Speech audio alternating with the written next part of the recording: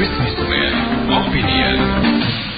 Kapal berlabuh, buang sari anggur, katanya bertumbuh. Buahnya sarjana nganggur. Nah, itu dia tema yang kita angkat dalam forum Businessman Opinion ya. Di tengah statistik pertumbuhan ekonomi yang konsisten bertahan di kisaran 5%, ada nota merah yang kian mencolok dalam lanskap ketenaga kerjaan nasional. Berdasarkan data BPS per bulan Mei, sarjana yang nganggur jumlahnya lebih dari 1 juta orang. Ini jumlah sarjana yang nganggur ya. Termasuk yang jadi pengacara, iya kan? Pengangguran, ada acara. Oke, semangat sore. Sudah ada yang bergabung kelihatannya di line telepon 50918877. Ya, sudah ada yang bergabung di 50918877. Ya. Tadi saya kan dengar pidato presiden kan? Ya, kalau sekarang presiden ya, programnya sih saya nggak berani ngomong hebat. Nggak tahu ya, namanya program kan? Coba sekarang saya akui presiden kok pidato memang hebat deh. Iya. Sampai 2 jam lebih tadi, Kong. Pidato seperti bioskop nggak Dolby Surround punya dulu tuh. Dolby Surround. Pokoknya sekarang dia program saya sih nggak berani ngomong namanya 2 program ya. Tapi sekarang saya akui dia punya pidato memang hebat deh. Dia punya suara saingan sama kamu, suara kamu juga. Besok saya bisa jadi presiden dong, Kong Murad itu ya. Iya. Ya, begitu deh buat yang lain deh. Ya, pasti. Siap kalau begitu, Akong Yansen, terima kasih sudah ngasih opini. Ya, opininya singkat, padat, dan jelas. Halo, semangat sore. Halo, sore semangat. Abang Gundolo. Cialah. Silakan Bang Gundolo. Saya nggak semangat hari ini, Om. Kenapa? Pidatonya kelamaan. Iya loh, tadi sampai jam sholat Jumat katanya kelewatan. Zaman dahulu tuh udah diomelin sama Harmoko tuh. Kalau yang dulu, sekarang emang ada yang berani. Ada yang berani. Siapa? Bobi Kertanegara.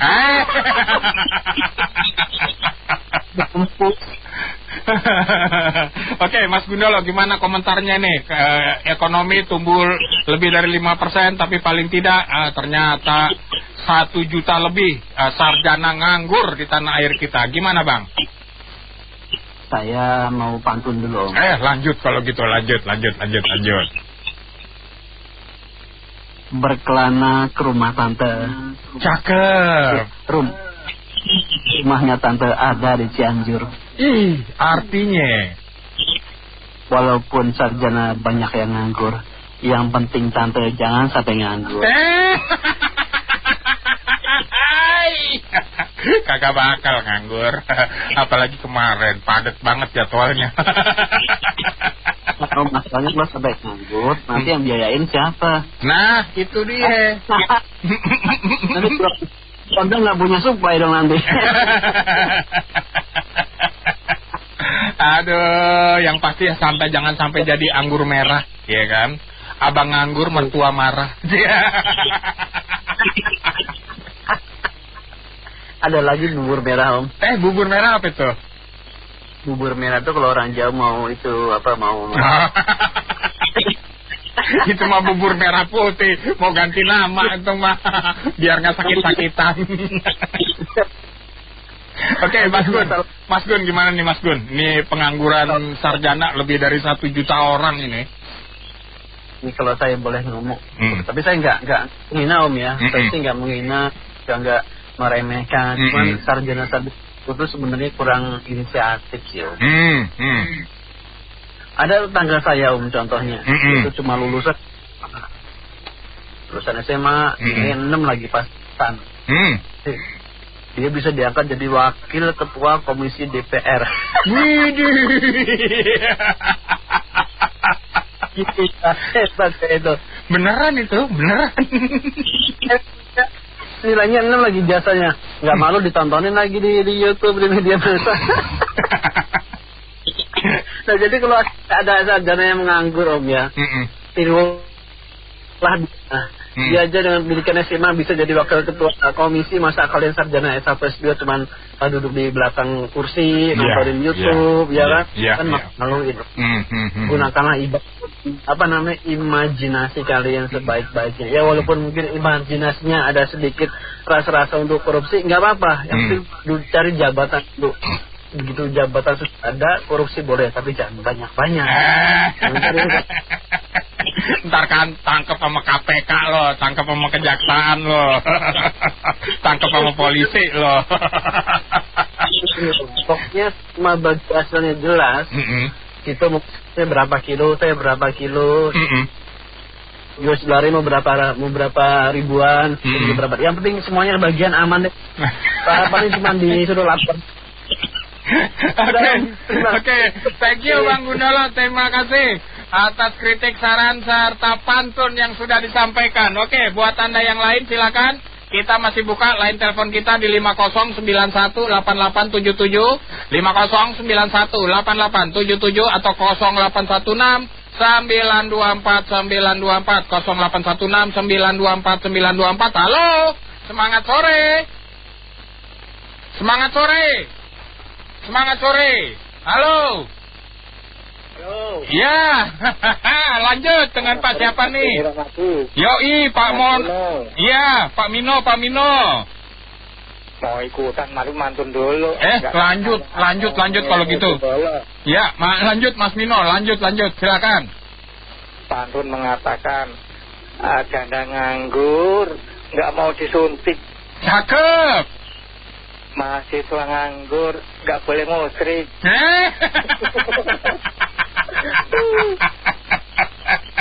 Aduh, masuk Mas Mino, masuk. Oke. Mahasiswa nganggur kan sebelum keluar dari kampus kan, setelah itu kan ada ini magang 6 bulan Mas Beni. Buat batu loncatan supaya mereka ketika setelah lulus kuliah dapat ini magang 6 bulan dan cepat dapat kerja gitu Mas Beni.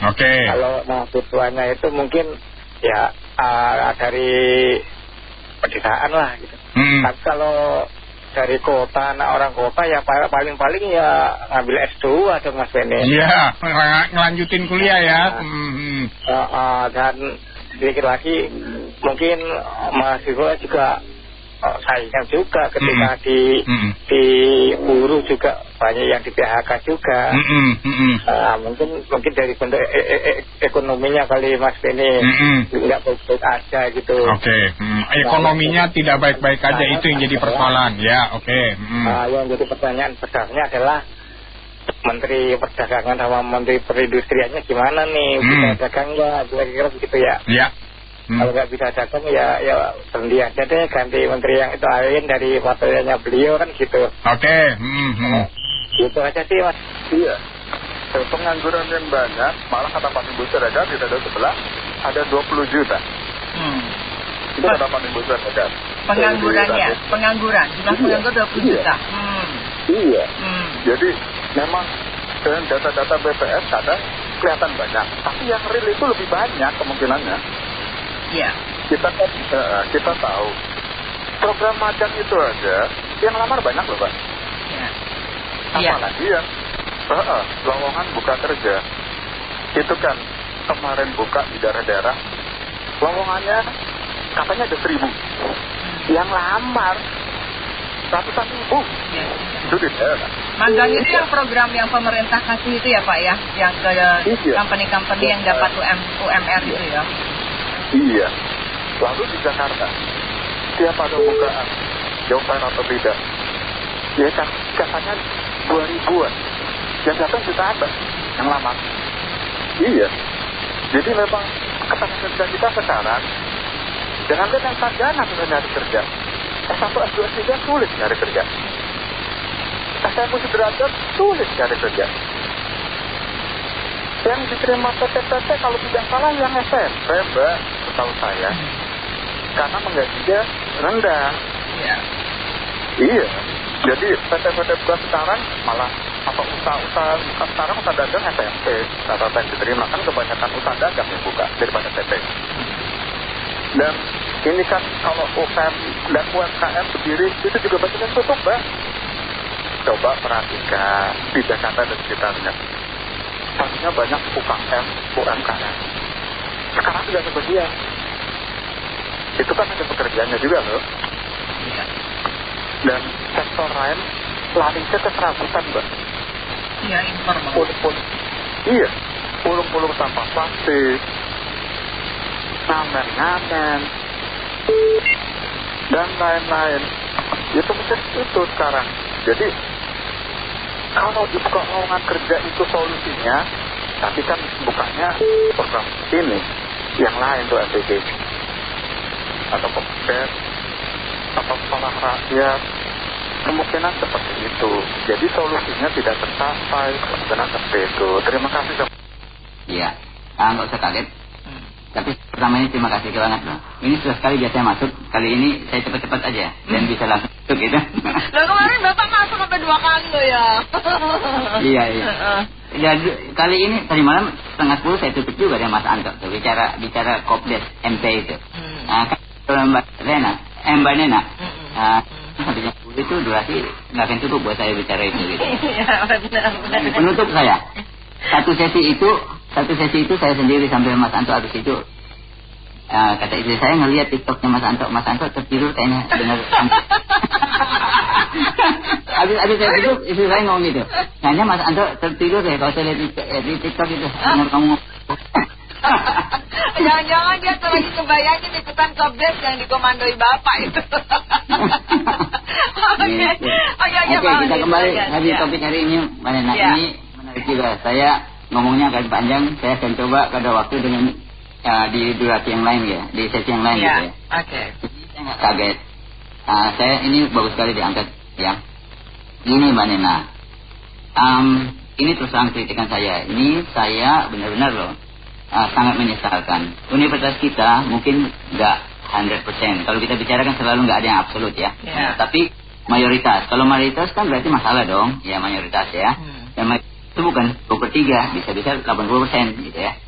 Universitas kita, kepedulian sekarang itu terhadap lulusannya untuk mendapat kerja tidak ada.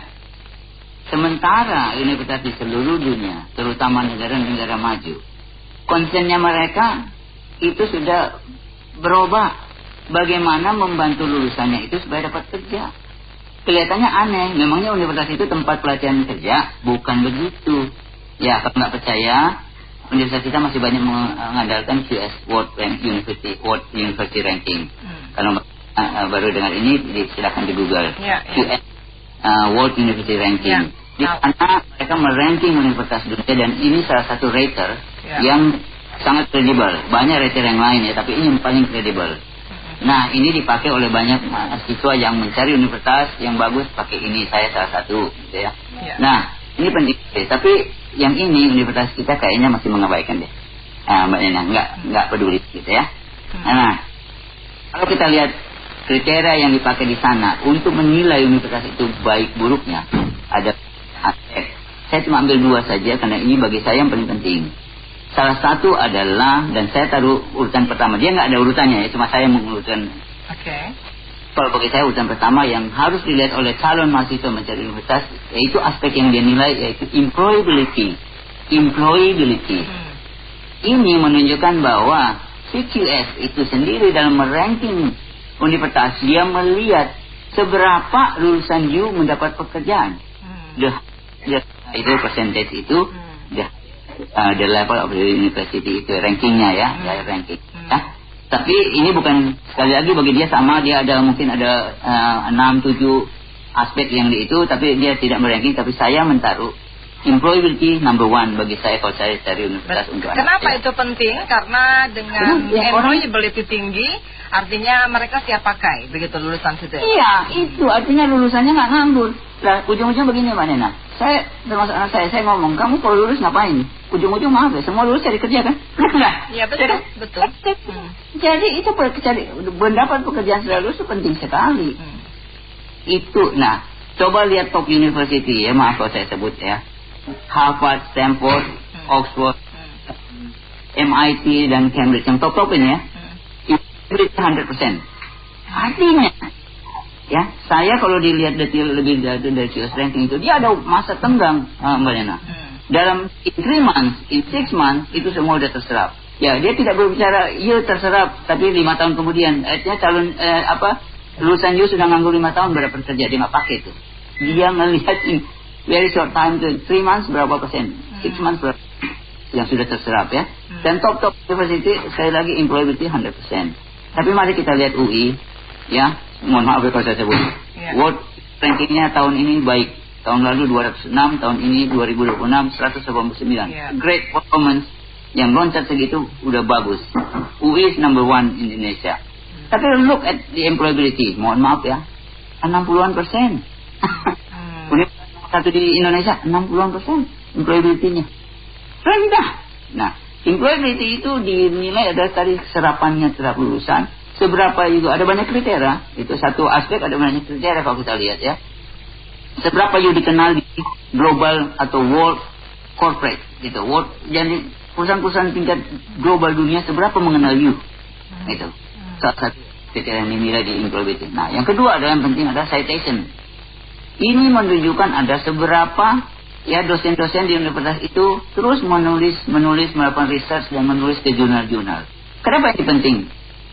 Ya, maaf ya, universitas itu kan mentransfer knowledge, mentransfer skills kepada mahasiswa. Yang transfer siapa dosennya? Kalau dosennya penelitian, ya, nggak nulis kayak gitu, berarti ilmunya orla. Jadi dia transfer ke mahasiswanya orla.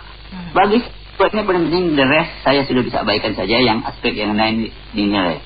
Bagi saya, mahasiswa itu harus dikasih satu yang fresh, yang masih baru, kemudian harus diperhatikan. Nah, saya di suatu kesempatan, saya nggak usah sebut universitasnya, untuk etikanya, saya membawa orang dari luar. Oke? Kita bertemu dengan dekanat, kita berbicara dengan dekan. Pertanyaan yang tamu saya itu kepada dekan, seberapa di Indonesia, dia nggak menanyakan universitasnya Pak Dekan itu, seberapa universitas di Indonesia memperhatikan ya masalah dapat tidaknya kerja lulusannya. Dan dengan sangat tulus, saya sangat menghargai, walaupun sangat memalukan. Mohon maaf, kami belum sampai ke sana pemikirannya. Kami belum memperhatikan. Karena di Indonesia, bagi universitas itu adalah bagaimana mendapatkan mahasiswa. Betul. Ya kan bisnis. Bagaimana mendapatkan ketua negeri ya. Bagaimana mendapatkan mahasiswa. Kemudian kedua, bagaimana mengajarkan mahasiswa sekelompok mata kuliah ini dengan teknik ini untuk mendapatkan angka bagus sebagus mungkin dengan ijazahnya. Selesai ijazahnya dapat angka bagus, dapat gelar, that's it. After that is not my problem. It's not my concern. You lulus dapat kerja, itu urusan kamu. Itu mindsetnya Indonesia punya universitas. Mohon maaf, saya ngomong apa adanya, memang ini benar. Itulah yang membuat pengangguran banyak. Karena mereka nggak peduli. Ya harusnya kalau peduli itu mana nih? Lihat di dunia kerja butuh apa ya? Butuh apa ya mahasiswa kita? Itu harus di-adjust. Supaya kalau mereka lulus, terserah. Nah, ini bisa arguable banget. Sebagian universitas saya yakin Indonesia akan protes ini. Memangnya kita ini tempat pelatihan kerja. Itu. Memang tempat pelatihan kerja. Mohon maaf ya, kalau saya ngomong ke Pak Rektor atau Pak Dekan, mohon maaf ya. Lulusan S1 itu berapa persen mau masuk dunia kerja? Saya berani jamin nggak bisa 80%. 20% saja itu sudah sangat banyak akan melanjutkan ke S2, S3. Benar Mbak Nena? Yakin? Dan 20% mau lanjut S2, S3? Iya. Karena kita ini masih banyak miskin. Mau cepat kuliah, mau kerja. Yang mau lanjut itu kan biaya tinggi lagi S2, S3. 20% udah mustahil itu. Nah, kalau Anda hanya memperhatikan mereka memberi basic di S1 itu untuk supaya masuk ke S2 ke S3, ya Anda ngawur. Karena Anda memperhatikan 20% itu. Yang 80% itu Anda abaikan. Betul kan? Itu mana. Dan tentang pola masuknya seseorang ke dalam perguruan tinggi negeri, ya, tersebut negeri. 20 tahun lalu, 30 tahun lalu, mahasiswa diterima bukan karena keberhasilan ilmu dan tes dengan baik. Ada juga yang masuk perguruan tinggi karena kuota wilayah tanpa memandang kemampuan dia dalam ikut tes. Jadi ada juga si penmaru kan, ada yang jalur bebas. Tapi pada saat si penmaru itu kan semua kan war kan. Nah, yang saya alami adalah tidak semua temanku dengan ilmu dari SMP, SMA-nya yang sama dengan kami. Mereka masuk perguruan tinggi karena ada kuota wilayah. Nah, pada saya memberikan contekan, kalau kasih contekan seperti Mbak Nena mau nyontek, saya kan kasih rumusnya aja kan. Mbak Nena tinggal masukin, selesai jawaban. Tapi ada juga yang dikasih contekan harus semuanya letter sama, ceplak, baru dia bisa. Jadi berarti kan kemampuan mengadopsi ilmu itu berbeda. Oke, itu saya membahasnya kenapa. Jadi lulusan perguruan tinggi negeri dan perguruan tinggi swasta sekarang itu banyak yang demikian. Kenapa? Karena kuota dan kemampuan finansial. Orang yang duitnya banyak ke perguruan tinggi swasta pasti masuk. Gitu loh Mbak. Nah, sekarang itu ada hal mengenai tidak siapnya lulusan S1 masuk ke kerja. Saya sangat sedih pada saat BLK 20-30 tahun lalu vokasi itu begitu gencar. Pada saat saya sebagai salah satu orang belajar teknik otomotif, saya dikaryakan oleh kantor saya digaji untuk mengajar Bu. Mengajar ke vokasi otomotif. Saya sangat bangga Bu. Tadinya siswa-siswa saya tadinya pegang kunci-kunci aja kagak ngerti Bu. Akhirnya saya melatih dia selama 2-3 bulan. Dia bisa overhaul Bu, tur mesin. Nah, berarti kan one step ahead kan. Tapi sekarang Bu, apakah ada keseriusan pemerintah BLK dan vokasi? Kecil. Kalau saya bilang tidak ada juga bahaya. Meskipun ada, tetap masih ada sih Pak BLK itu masih ada. Tapi kecil. Tidak ada dana Bu ke sana, tidak ada konsentrasi untuk literasi untuk meningkatkan pengajarnya.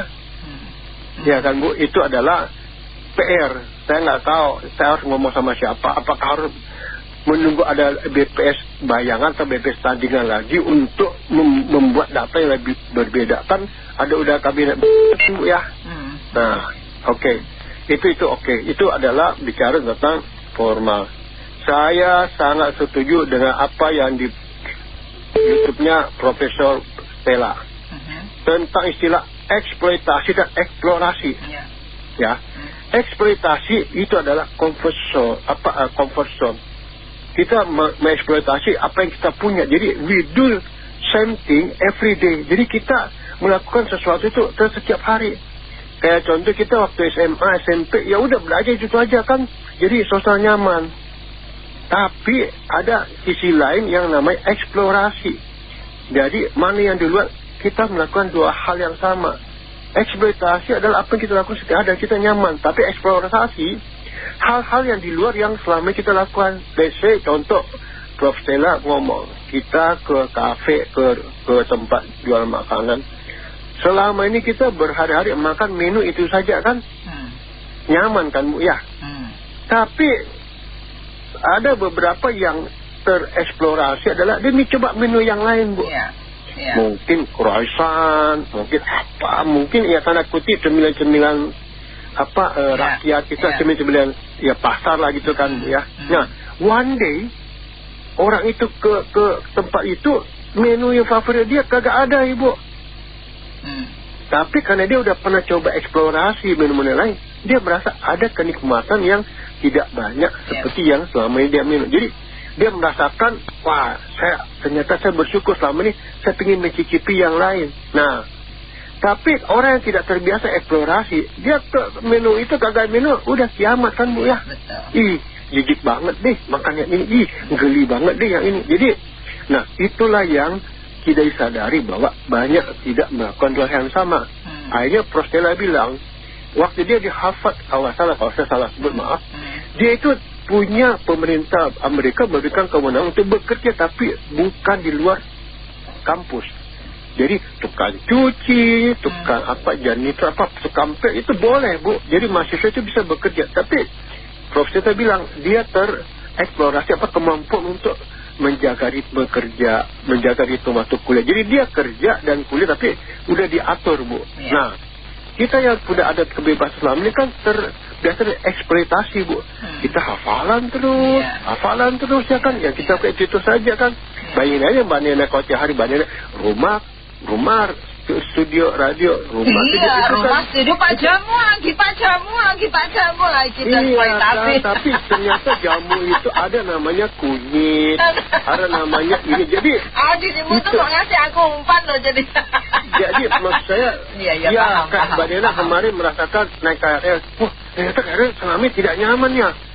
Jadi ikan pepes di dalam apa gitu. Jadi itu kita merasakan. Nah, seperti yang Prof. Stella bilang, eksploitasi dan eksploitasi kita harus seimbangkan. Nah, pada saat sekarang ini, Bu, UMKM begitu banyak, Bu, di pinggir jalan, di ruko-ruko. Itu adalah hasil dari keseimbangan eksploitasi, eksplorasi. Bayangin aja, Bu, saya pernah ketemu, Bu, S3 loh, Bu. Ya, dia jualan pastel, Bu.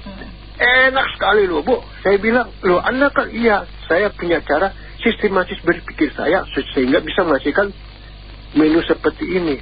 Nah, giliran ke sebelahnya, Ibu, dia jualan ST juga, Bu. Aduh, Bu, nyentuh aja begitu saya minum, rasanya pahit, Bu. Ternyata dia salah, gulanya dia sedikit, itunya dia banyak. Yang berarti kan, ya saya nggak menghina tingkat belajar apa, tapi kemampuan dia mengeksplorasi, Bu. Mungkin dia eksploitasi lamanya, ya pokoknya ada es, lokasi gula, lokasi ini gua aduk. Tidak, dia lupa takarannya. Nah, itu kan eksploitasi, Bu. Jadi saya mungkin ya saya tidak menonton TV, Bu. Saya tahu ada yang lagi berbicara. Saya mungkin bukan wangsit lah. Legacy yang saya berikan kepada beliau adalah setiap hari kita ada eksploitasi dan eksplorasi. Lulusan dari universitas itu 80% itu tidak siap kerja, Ibu. Nah, ini dari data yang ada. Kebetulan saya menekuni di bidang HR ini, HRD dari 2001 sampai sekarang ya. Nah, jadi pengertian pendidikan Learning English itu tadi ada Bapak yang menyampaikan memang banyak tidak jalannya di lapangan. Nah, jadi jadi antara kebutuhan industri dengan lulusan yang ada ini kadang tidak mix ya. Setuju. Produksi itu butuh apa, sedangkan lulusannya ya lulusan itu aja gitu loh, Bu. So the main problem apa, Pak Irwan? Main problemnya apa itu, Pak Irwan? Jadi seringkali, Bu, industri-industri ini tidak bisa menyerap lulusan-lulusan ini. Banyak yang berkaitan dengan soft kompetensi yang mereka belum banyak dibekali di sekolahnya. Mereka hanya dibekali oleh hard kompetensi saja. Tapi kecenderungannya yang kurang itu berkaitan dengan soft kompetensi di lapangan. Nah, jadi ini yang seringkali dialami oleh perusahaan-perusahaan. Banyak sekali ngeluh tentang soft kompetensi ini. Jadi mungkin itu yang bisa jadi pertimbangan. Universitas-universitas itu, Bu, bukan hanya dibekali dengan hard kompetensi, tapi juga soft kompetensinya. Pemerintah nggak sanggup memberikan lapangan pekerjaan. Ini bahaya ini, 1 juta sarjana kalau nganggur begini. Karena apa? Mereka kan kaum intelektual. Takutnya dengan kepintaran dia ini nggak akan berbuat kriminal. Berbahaya ini. Pokoknya main judo segala macam lah. Itu aja dengan kan sarjana itu kan punya nilai lebih daripada lulusan SMA gitu. Nah, ini berbahaya banget ini. Kalau mau begini terus, ini sangat rawan untuk negara. Ya mudah-mudahan para sarjana yang nganggur itu nggak berpikir seperti itu. Tapi kan orang perlu bekerja. Kayak anak saya aja udah lulus nggak punya kerjaan, bawahnya pusing. Minta duit sama orang tua, dia udah agak malu. Jadi agak susah ini. Rencana itu kan bukannya S1, S2, S3, tapi juga D3 juga banyak. Vokasi banyak juga. Jadi 1 juta ini jangan dianggap remeh nih. Itu saya minta janji dengan Gibran ini. Ngomong katanya memberikan lapangan kerja 19 juta orang. Mana sampai sekarang? Tak ada itu. Malah banyak terjadi PHK. Ini lawan sekali nih Indonesia ini kalau begini ceritanya. Aduh, repot lah. Ya solusinya pemerintah harus memberikan lapangan kerja yang layak. Bagaimana caranya kita nggak tahu lah. Ini tiap nakar harus bekerja keras ini. Kalau enggak 1 juta ini kan betulnya negara kita deh sarjana belum banyak. Dari 280 juta orang ini sarjana itu paling nggak sampai 10%, tapi menganggur. Nah ini yang gawat nih. Iya Pak. Ini kan sebetulnya kan kalau pendapat kita itu ya dua-duanya salah. Mahasiswanya mungkin ya begitu tamat nggak siap kerja, nggak siap pakai lah gitu. Sekarang kan kalau pengusaha kan yang dipertanyakan kamu bisa apa gitu, minta kerjaan ke kita. Kalau punya nilai tambah pasti cari kerjaan gampang. Tapi kalau nggak kamu sarjana tapi nggak bisa ngapa-ngapain ya kita juga kan nggak bisa menggunakan. Yang kedua, kebijakan pemerintah juga banyak yang salah. Karena kebijakan pemerintah itu nggak mengejar yang produktif, yang mempunyai nilai tambah, tapi kebijakannya itu konsumtif. Kalau yang produktif itu otomatis kerjaan nanti timbulnya kerjaan itu banyak. Karena apa? Contoh ini punya potensi bikin wisata umpamanya nih daerah itu dikembangkan itu biar orang-orang pada nyaman di situ, pada wisata, syukur-syukur orang dari luar negeri pada datang. Itu kan cepat menyerap tenaga kerja. Itu pemerintah harus mengetahui kelebihan negaranya sendiri. Tuh jangan, yang pikir kita jangan diperut lah dari leher ke atas itu, terutama pemerintah ya. Kalau namanya rakyat kan macam-macam, ada yang bodoh, ada yang pinter gitu. Ada yang sekolahnya lama tapi nggak bisa apa-apa juga banyak. Iya. Kadang ibu-ibu ya suruh juga sama kita tuh. Itu anak saya udah sarjana kok sekarang ya dia kerjanya ojol ya gitu. Kan itu kan orang tuanya tuh hak ke kita. Iya. Gitu. Kalau kata saya potensi ekonomi di Indonesia itu sangat besar. Tergantung yang mengelola, yang memanage. Untuk semua itu ada tantangannya sendiri-sendiri. Ini kan dunia bukan surga, perlu kerja keras, perlu serius itu. Kalau sebenarnya ini topiknya beda sedikit sama dulu pernah juga masalah ini ya, pengangguran. Kalau saya lihat ini secara yang saya lihat aja ya.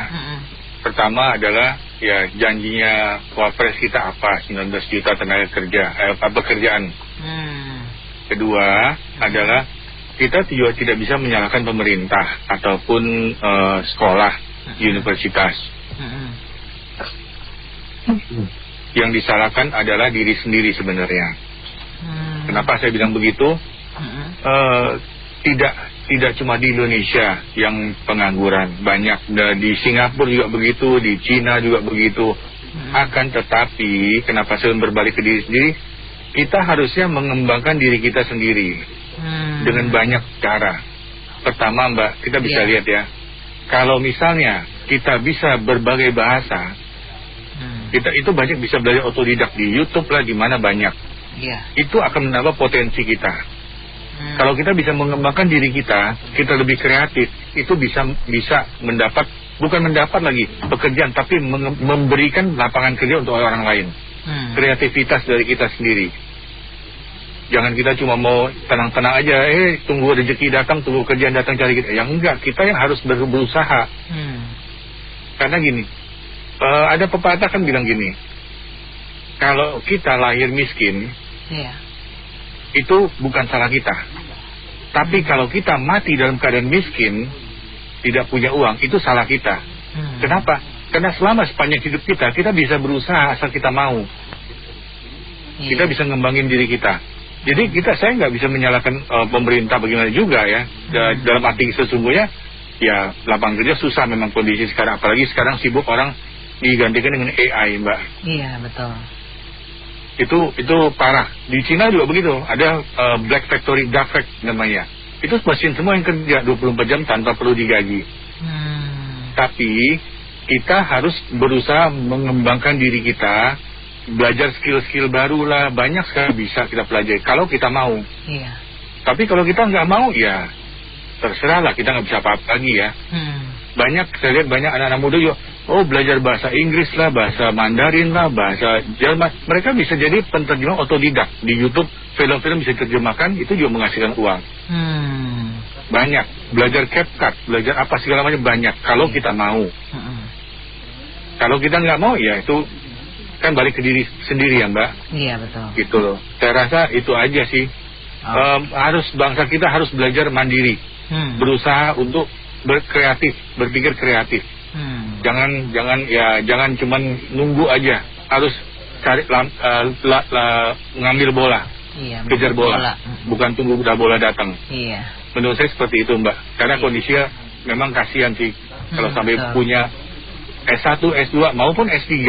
Iya. Banyak yang jadi GoFood, Grab gitu ya, banyak. Tapi balik lagi ke diri kita. Itu aja Mbak, terima kasih. Hidup di zaman yang banyak sekali informasi ya. Ada radio banyak, TV banyak. Ada medsos, YouTube, IG, TikTok dan lain sebagainya deh Mbak. Bayangin Mbak, kalau ya, kita tuh hidup 30 atau 40 tahun yang lalu Mbak. Gimana bosannya hari ini. Dimana saat itu cuma ada 2 media TV, TVRI dan RRI. Saya tahu hari ini sampai ntar malam nih, sampai jam 9 ya, dengan sampai apa? Isinya ceramahnya menurut pagi sampai malam. Hari ini saya beruntung siaran ulang gitu ya. Kalau zaman punya lah pokoknya. Oke. Baik Pak, kita kembali ke topik Pak Gundolo. Gimana komentar Anda mengenai sarjana yang menganggur? Dari data BPS ini ada lebih dari 1 juta orang nih. Sebenarnya data BPS ini indeks penganggurannya kayaknya kurang kurang lengkap sih kalau saya bilang. Karena yang dimaksud mengangguran sama dia itu menganggur itu dalam artian dia nggak bekerja sesuai dengan bidang si perorangan ini Mbak. Iya. Ya, usaha sarjana memang banyak sekali ya memang kerja di bidangnya yang dalam tanda kutip menganggur, tapi dengan pengangguran terselubung karena ternyata mereka itu banyak bekerja juga memang, tapi nggak di sektor tidak yang formal ya. Bidangnya ya. Nah, kayak contohnya kayak kayak sales sales misalnya dia kan S1 farmasi. Iya. Mungkin ada yang kesempatan bekerja di bidang entah itu rumah sakit atau kesehatan atau lain sebagainya, akhirnya nyemplung ke pekerjaan lain, misalnya jadi sales mobil atau sales otomotif lain. Ya itu kan sesuatu yang bertentangan antara jurusan yang dia pilih dengan pekerjaan yang dijalani sekarang. Terus sebenarnya nggak disebut menganggur Mbak, itu termasuk bekerja juga, tapi memang tingkat penganggurannya harus dikurangi juga. Jadi kalau data BPS berdasarkan praktik ya, harusnya jurusan farmasi ini harus kerja di bagian kedokteran atau rumah sakit, nggak bisa begitu. Iya. Jadi mungkin yang perlu diperhatikan adalah yang benar-benar menganggur dengan yang menganggur terselubung gitu Mbak. Jadi saya yakin sih kalau pokoknya setiap orang tuh kalau mau berusaha Mbak ya, pasti dapat kerja ya, walaupun mungkin nggak sesuai dengan yang dia harapkan gitu ya. Kayak itu contohnya salah satu ada sih cuma lulusan SMA, nilainya 6 bulan Mbak, bisa jadi wakil ketua DPR, kan keterlaluan Mbak. Dan saya pas-pasan lulusan SMA bisa diangkat jadi wakil ketua komisi DPR. Kalau itu malah jadi orang ya. Lulusan yang bidang Taronta deh Mbak. Merasa dikan Mbak. Iya. Kalau tingkat pengangguran saya bilang selama manusia masih bekerja, jadi dia bisa menghasilkannya, mungkin bahkan walaupun dia nggak sesuai dengan keinginan dia Mbak ya, tapi kalau dia bisa dibilang menghasilkan sesuatu ya saya bilang sih itu belum menganggur sih Mbak. Masih dia kecuali kalau menganggur tuh betul-betul bangun tidur dia nggak ngapa-ngapain, cuma duduk itu baru Mbak. Iya Pak, jadi menurut Anda data BPS ini nggak benar gitu? Bukan nggak benar, kayak perlu diperbarui tingkat jadi yang saya bilang tadi itu antara pekerjaan yang dipegangnya sekarang. Karena kalau kita berpegangan pada data BPS ini kayaknya Indonesia ini kayaknya bodoh banget gitu Mbak, banyak pengangguran tersebut, pengangguran. Padahal kenyataannya nggak seperti itu Mbak. Jadi misalnya contohnya Mbak, misalnya ada seorang sarjana S2, karena mungkin dia keterbatasan entah itu keterbatasan koneksi atau mungkin keterbatasan akhirnya di rumah sambil main. Tapi ternyata kok yang dia caranya malah gajinya melebihi ekspektasi dia. Ada penghasilan di BUMN, di perusahaan swasta lain. Jadi saya bilang mungkin perlu ini lagi diperbaiki lagi data dari BPS tersebut, karena negeri kita ini negeri yang super hebat loh Mbak. Contohnya lulusan SMA bisa jadi ketua komisi DPR, terus apa lagi ya, bahkan nggak lulus sekolah pun bisa nyalek dan lulus. Sesuatu sesuatu yang di luar nalar Mbak. Jadi ya selama manusia mau bekerja, selama itu nggak melanggar hukum kriminal dan nggak dilarang oleh Tuhan sih, ya semua pekerjaan baik-baik aja Mbak. Kecuali ya koruptor Mbak, kalau nggak ketangkep Mbak. Asal dia ketangkep dia jadi jahat Mbak. Gimana? Aduh, ini saya baru baca berita, katanya Said Iqbal bilang bahwa 2 perusahaan juga otomotif, supaya otomotif mau tutup di Pasuruan sama di itu ya.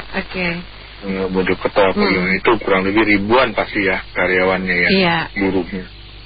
Nah, kalau kita lihat kayak begini ya, saya rasa sih itu tergantung masing-masing orang ya. Bukan kita memang mendapat info bahwa dulu waktu kampanye mau dibikin 19 juta lapangan pekerjaan. Betul. Tapi ya itulah, orang bilang namanya kampanye itu cuma angin surga. Nggak sesimpel itulah untuk merealisasikan. Tapi balik lagi, itu tergantung diri orang itu masing-masing. Bagi si lulusan S1 mau S2 atau S3 ya. Karena gini, pengembangan diri masing-masing itu tergantung diri masing-masing. Kalau mereka mau berkembang, mereka akan berusaha. Apalagi sekarang kan lagi sibuk AI lah, coding lah, apapun segala macam. Jadi janganlah berharap kalau bisa lapangan pekerjaan kalau memang belum dapat, tapi berusahalah untuk belajar mempertajam skill masing-masing. Karena saya lihat skill akademik aja nggak akan mencukupi. Kita cuma belajar di kampus saja. Dulu saya pernah interview orang juga Mbak, memang lulusan sarjana MBA, master. Tapi itu kebetulan bidangnya finance ya. Tapi basic finance saja mereka nggak ngerti. Jawaban simple yang waktu terjadi di saya interview itu, jawaban simple, itu terlalu basic Pak. Saya udah lupa, tapi saya bisa pelajari katanya. Dan saya bilang, kalau you bilang basic, sekarang bagaimana you tahu suatu saat anak buah you ngerjain benar atau salah kalau you tidak tahu dasarnya? Ya kan, fondasi nggak kuat berarti Mbak. Nah, habis itu mereka yang cuma lulusan, mereka itu lulusan begitu, mereka maunya minta gaji setinggi langit. Tapi mereka tidak mengukur kemampuan mereka sampai di mana. Jadi saya rasa sih sebaiknya mereka mengasah skill-skill mereka yang di luar akademik ya. Itu lebih banyak daripada hal lain yang tidak penting. Ya, kebetulan waktu itu saya pernah baca, mungkin Mbak juga tahu, ada salah satu cyber security-nya dari Alibaba, dia interview cuma 3 menit, lulusan SMA, 3 menit sama Jack Ma, langsung diterima. Dia punya skill memang hebat untuk coding, dia bisa shutdown routernya Alibaba dalam waktu 3 menit. Nah, itu yang kita bilang bukan masalah akademiknya, tapi di luar itu, skill di luar itu. Banyak skill lain yang bisa di luar, bisa dipelajari dari bahasa lah, coding lah, apapun semuanya, karya seni. Nah, balik lagi tergantung mereka lah, mereka mau berjuang nggak, itu aja. Kalau misalnya mereka nggak mau ya nasib yang mereka yang tentuin sendiri. Kan kita bilang semua itu bergantung pada diri kita sendiri, bukan orang lain. Jadi kita nggak bisa salahkan pemerintah, nggak bisa salahkan siapapun ya. Kalau mereka mau, mereka harus berusaha. Menurut saya seperti itu sih. Walaupun dikasih pekerjaan gimana pun Mbak, wah bagus ya, tapi kalau mereka tidak mampu, tidak capable, tendang juga di situ. Dan pengalaman-pengalaman itu bisa diasah dari, menurut Pak Thomas? Kemampuan lain dari, itu. Ya, mereka bisa sekarang di YouTube tuh banyak.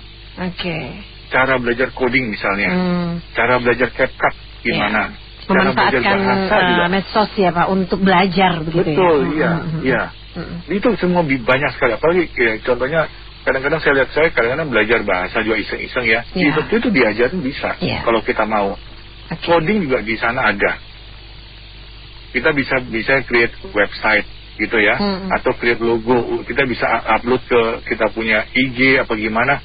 Itu banyak perusahaan di dunia yang pingin loh. Itu terjadi sama teman saya, tanpa sadar dia iseng-iseng di website logo-logo. Ada yang kontak dia, email dia. Bisa bikin nggak saya punya logo perusahaan saya seperti ini, karakter ini. Dia bisa bikinin gitu loh. Nah, itulah hal-hal yang kadang-kadang di luar akademik berarti kan. Dia bisa di CapCut lah, Photoshop lah, segala macam bisa kalau kita mau. Di luar akademik lah, gitu Mbak. Baik. Gitu. Bu, saya simak tadi dua pendengar sebelumnya yang menyampaikan opini ya. Itu jadi kita bahasnya ini fakta data dengan di lapangan atau kita bicara ini nih maksudnya lapangan kerja dengan skill tenaga kerjanya yang mana ya yang mau disoroti maksudnya? Iya sih, data BPS kita sih nggak sepowerful Amerika ya. Amerika kan seru ya, sebulan sekali itu kan ada yang namanya non-farm payroll. Ya kan, terus tiap minggu kayak tadi malam ada jobless claim. Nah itu kan ngaruh tuh kemana-mana. Tapi kalau data BPS kita ngaruhnya kemana saya nggak tahu. Ya, itu kita bicara de facto dan de jure-nya aja gitu. Maksudnya kira-kira setelah data BPS keluar itu harga saham pada bagus atau harga dolar kita menguat, itu kan nggak ngaruh. Pengaruhnya ke mental kita sendiri Pak. Nah, makanya ke mental masyarakat. Nggak bicara de jure lah, begitu istilahnya. Tapi kalau de facto bener. Sekarang sarjana jadi tukang gojek itu banyak kan? Betul. Sarjana yang nggak sesuai jurusan dia belajar banyak kan?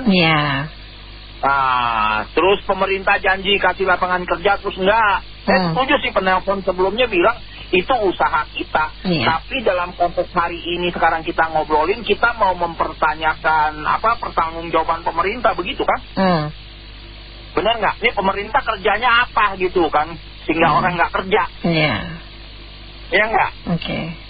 Iya, berarti kan kalau kita bicara nih data ini nggak data yang powerful. Datanya itu malah kita mesti pertanyakan, survei datanya bener nggak?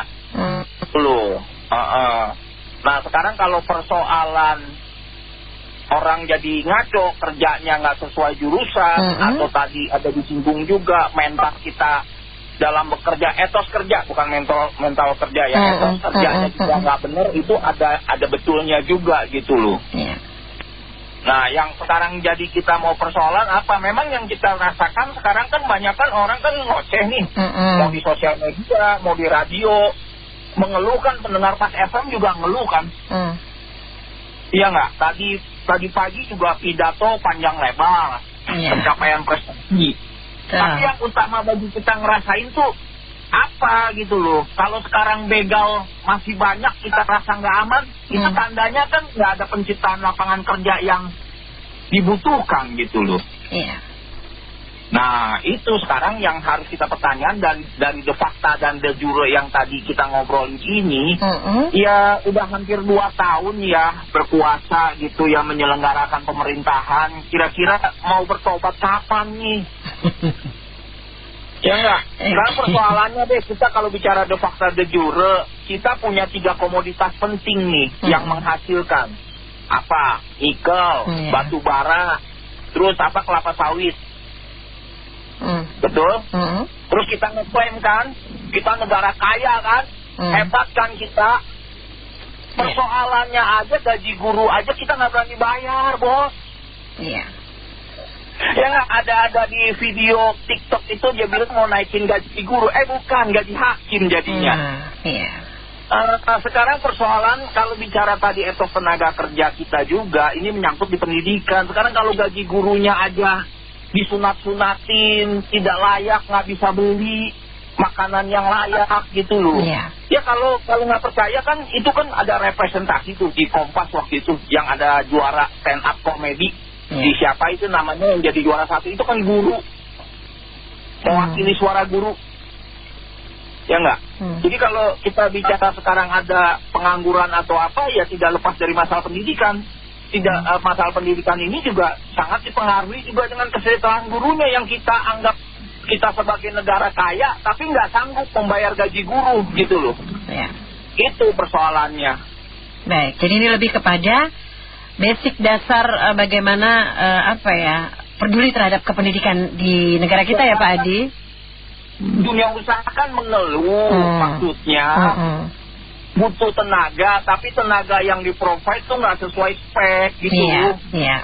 Nah, sesuai speknya kenapa? Ya gara-gara kualitas pendidikan. Kualitas pendidikannya mahal karena nggak banyak guru yang bagus. Guru yang ada itu di bawah minimum gitu loh. Itu pangkal permasalahannya menurut Anda Pak Adi. Nah itu dia parah lagi. Kita nih tadi 3 hasil komoditi kita yang primadona sekarang itu kan menjadikan kita negara kaya. Hasilnya kan kuadrat-triliun itu, bukan triliun lagi, kuadrat-triliun. Tapi guru kita tuh di bawah UMR. Itu kayak kita nggak bisa melek tuh. Orang pinter manapun nggak bisa ngejawab gitu loh. Gaji guru di Malaysia, di Singapura aja tinggi. Sedangkan kita nggak mau bayar guru. Padahal perintah agama bilang hormatilah gurumu. Kalau mau menghormati guru, ya gaji gurunya dibenerin dong salah satunya. Logis banget itu. Bener nggak? Iya, ini mah udah hal yang di luar nalar gitu loh. Mau benerin orang, tapi pendidiknya kita kagak kasih. Padahal ngakunya negara kaya. Parah gitu loh. Ibu sih hanya ingin nambahin. Dia kan ada tiga poin ya. Ibu nambahin dulu nih sedikit ya, nomor 4 dan 5. Indonesia berhasil 1000% menjadikan rakyatnya bingung, heran dan bertanya-tanya, ya kan? Sering kan? Meski mereka sudah tahu jawabannya. Ya, yang kelima itu Indonesia berhasil membuat para penyelenggara negaranya hidup makmur dan bahagia. Bahkan nomor 1 termakmur di dunia ya. Kita nggak usah bicara yang negatifnya lah ya. Baik. Jadi ini mengenai pendidikan ya, dari pagi kan Ibu sudah dengar itu semua tuh bagus, semua komen-komennya ya dari para penelpon BO. Sampai detail-detailnya, sampai dikulik ke dalam sistemnya. Ada yang pakai istilah-istilah ya yang asing gitu ya. Ibu sih nggak paham deh. Tapi kalau menurut Ibu nih kesimpulannya di mana-mana memang ini seperti benang kusut, Mbak Mary. Jadi banyak faktor yang harus dibenahi gitu loh. Dari segi pemerintah, dari segi kurikulum pendidikan itu sendiri ya. Dari segi anak-anaknya, kemudian dari yang sebenarnya bagian dari pengertiannya mental. Jadi kalau menurut Ibu tuh yang paling penting itu mental dan disiplin. Sebab kalau Ibu lihat ya itu saling berkaitan, Mary. Jadi ada yang mengatasnamakan guru misalnya ya. Guru katanya mungkin pengertiannya kehidupannya tidak begitu baik ya, mungkin terkait dengan gaji dan sebagainya, jadi ikut mempengaruhi gitu kan. Nah ini ya makanya jadi memang sulit gitu loh. Banyak faktor ya Bu Maida. Betul ya, makanya dari tadi kan Ibu bilang tuh maksudnya banyak faktor. Jadi kalau mau dibenahi, memang ini memerlukan seorang yang berani. Bukan saja gini loh, jadi kan kita kadang-kadang kan bilang seperti koruptor gitu. Coba kalau saya hukum mati koruptor, saya pecat apa gitu semuanya. Halo, dalam hati Ibu tuh berani nggak? Nanti kan ada banyak kasus seperti air keras yang terakhir ini ya. Jadi tuh ya memang susah gitu, kita perlu suatu keberanian yang dahsyat dan luar biasa. Makanya ada kata bijak kan yang mengatakan kalau kita sudah tidak bisa merubah situasi, kita itu ditantang untuk berubah diri kita sendiri gitu loh. Apa yang bisa kita lakukan ya. Kemudian kalau Nak Mary pernah lewat daerah Pecenongan nggak, Nak Mary? Pecenongan ya. Pecenongan ya. Sebab beberapa hari yang lalu Ibu ada lihat mural ya, mural pas di sebelah sisi kiri kalau dari arah Pasar Baru ke ini ya, ke Medan Merdeka ya, jadi ke Pecenongan Juanda situ ya. Sebelah sisi kiri itu ada mural yang isinya sangat, Ibu langsung mikir gitu loh. Apa kata-katanya itu, butuh nyali untuk selamatkan negeri ini gitu loh. Iya, jadi nyali itu juga bukan hanya nyali ya, nyali yang besar. Betul. Kembali lagi lah, kita masing-masing harus berpikir lebih jernih dan kita tuh harus pola pikir kita tuh, mindset kita tuh seperti negara. Kenapa uangnya begini-begini, itu semua itu permainan pemerintah. Kita itu negara kaya, Nak Mary, negara kaya. Itu akar dari dasarnya itu hanya korupsi itu saja. Program-program semua menurut Ibu baik, hanya karena disalahgunakan. Ya, jadi banyaknya pengangguran ini, kalau dilihat dari sisi Pak Presiden Prabowo seandainya ya sebagai masukan, itu ada di kontrol beliau, yaitu dengan cara mengurangi belanja yang tidak perlu di kementerian.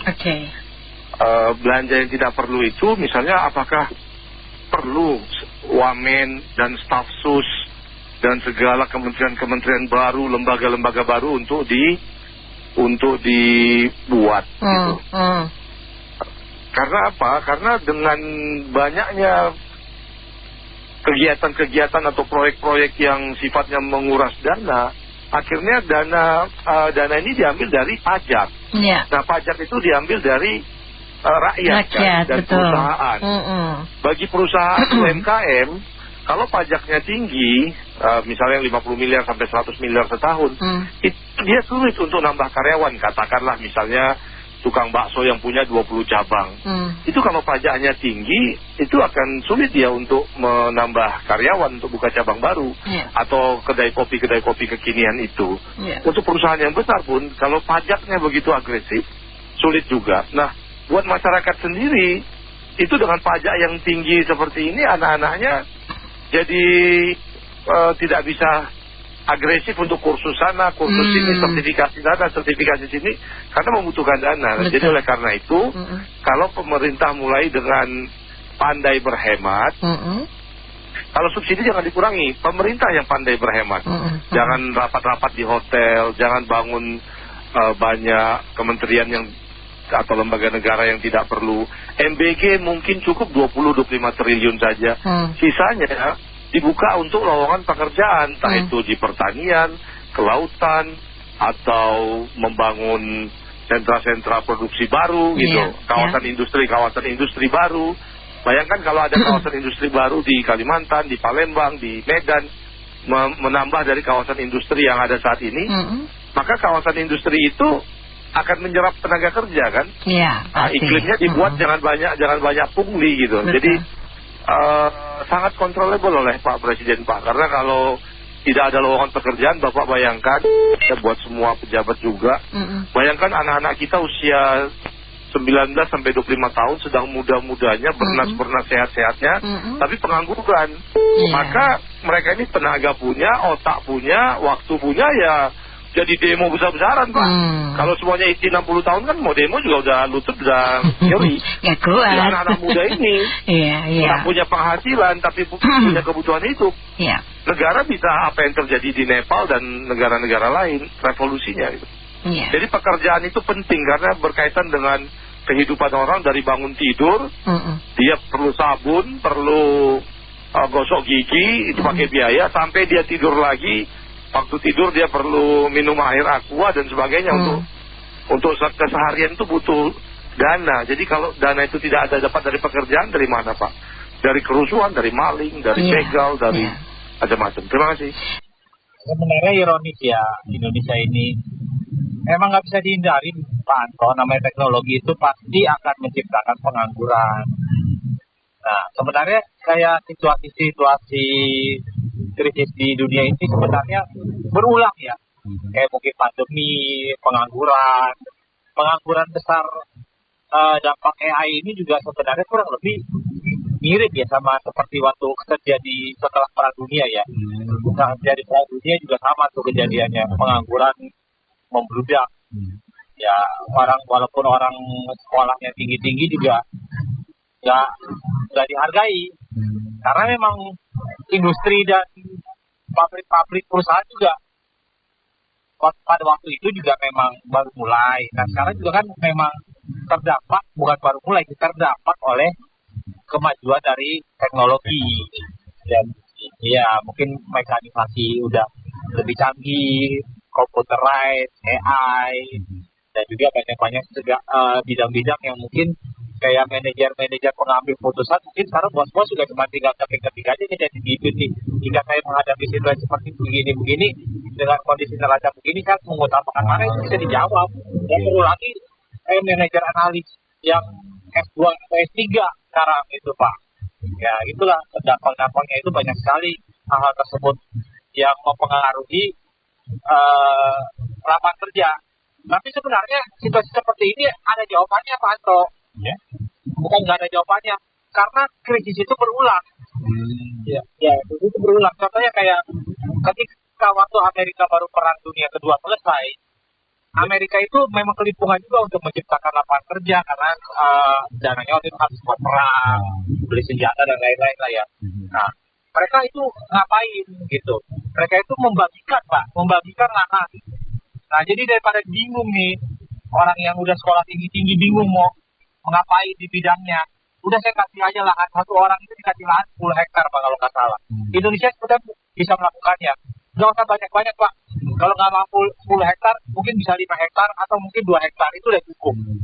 Ya, itu masyarakat yang mungkin yang lulusan sarjana pertanian, mereka bisa melakukan agrobisnis, ya nggak Pak? Bisa mengembangkan agrobisnis yang sesuai dengan pendidikan mereka. Jadi pendidikan mereka juga terkerak gitu loh. Nggak harus dulu menunggu lowongan pekerjaan dari perusahaan-perusahaan besar, iya nggak Pak? Dan mungkin kan biasa lowongan perusahaan besar untuk bidang agrobisnis kan ya Pak, pertanian itu kan mungkin ya farmasi gitu kan, pertanian. Jadi mereka nggak perlu nunggu gitu.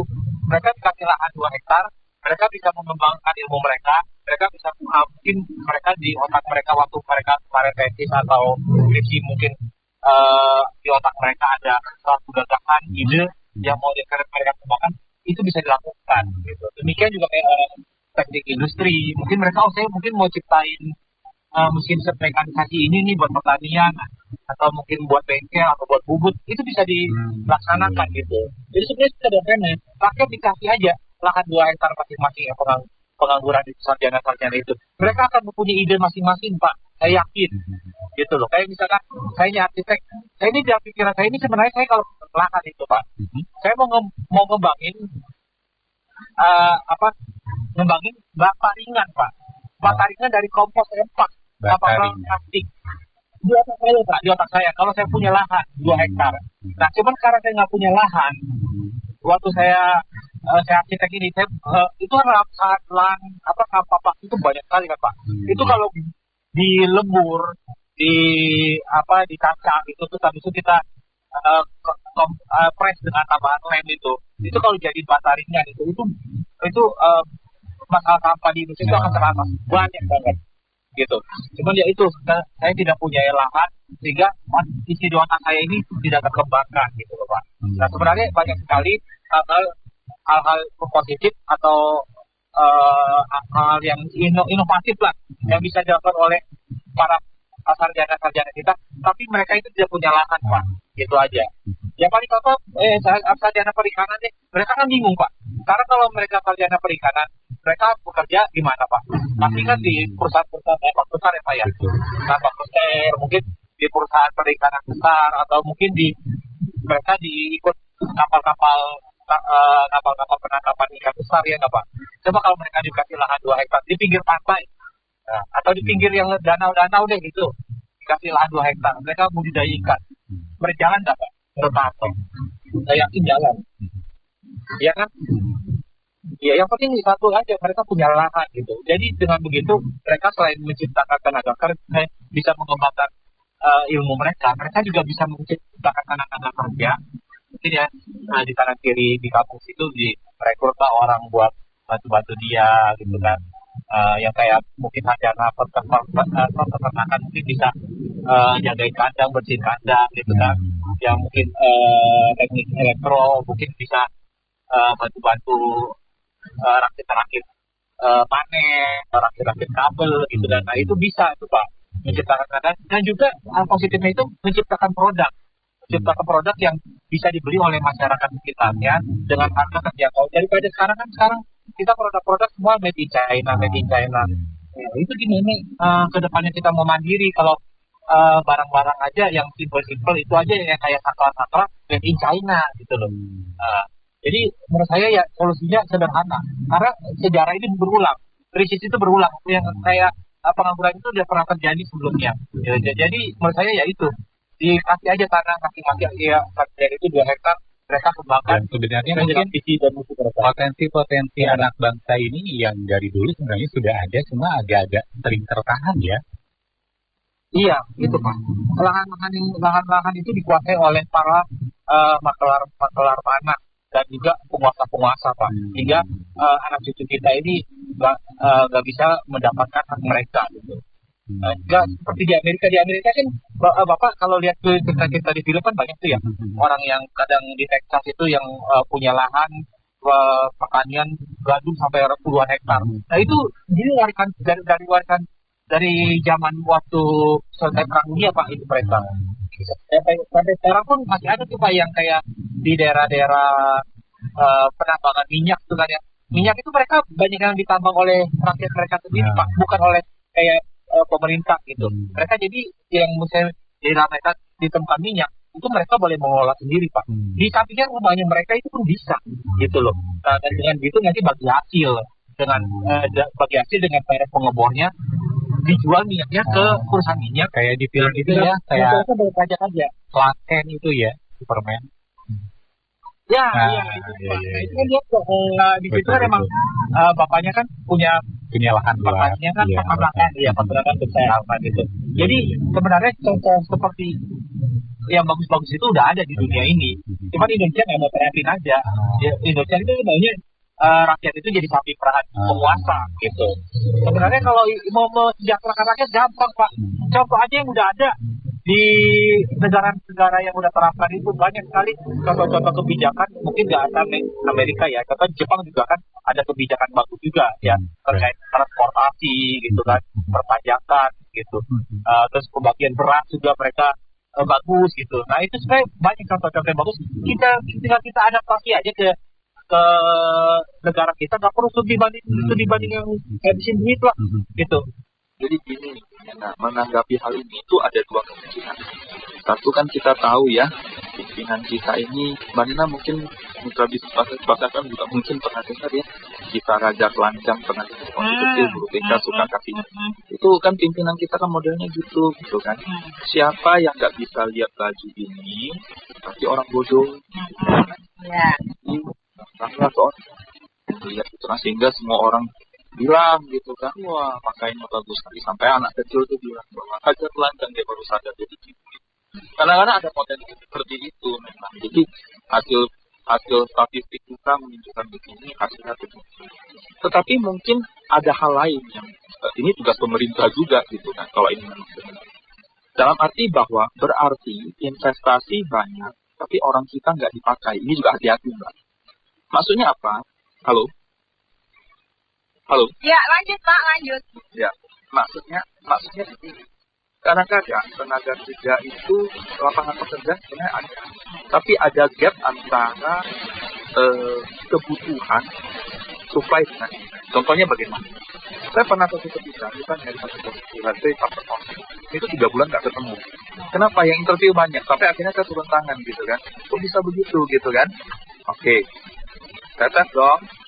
Jadi setelah itu, saya 15 menit lagi balik. Itu kertas masih kosong, Pak.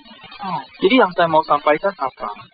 Memang mungkin benar gitu loh. Pemerintah ini suka yakin banget gitu. Tapi di satu sisi kita mesti ready, generasi kita itu penting untuk meningkatkan kualitas. Ini yang saya bilang, kenapa ada tanggung jawab, bukan hal-hal, ini ada tanggung jawab pemerintah juga.